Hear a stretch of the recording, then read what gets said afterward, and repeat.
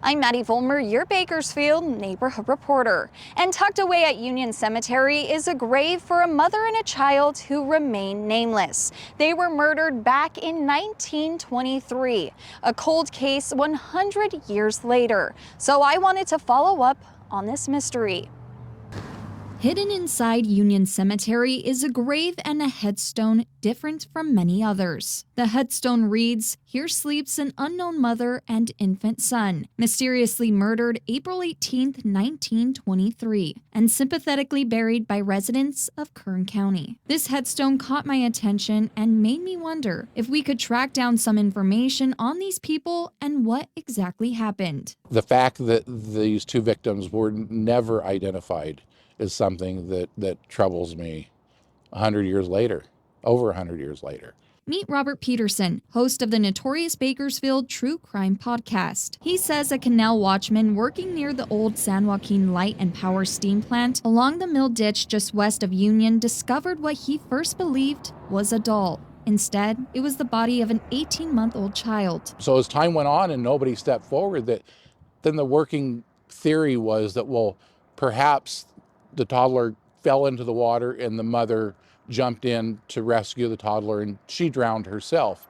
So they started looking more into the canal to see if they could find the mother. And they cut off the flow of the water to the canal, and surprisingly they did find an adult female. Peterson says when police found the body of the young woman, they determined she had been beaten and killed before being dumped into the water. Investigators followed multiple leads and eyewitness accounts, but no arrests were ever made. An autopsy later raised even more questions, revealing the woman had never given birth. It's a mystery on a mystery on a mystery.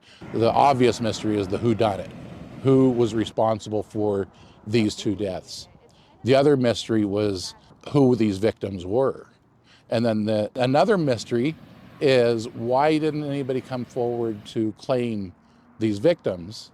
And then the mystery was, if we're to believe the coroner at the time from 100 years ago, he determined that this adult female had never given birth. Many community members hope that one day DNA testing could help identify the two victims. But the question remains, is that even possible? Back then, the type of caskets that the decedents were in, we can't tell if there were wood caskets or they were just in a cloth casket. So we truly don't know how much of the remains are there to be able to identify them.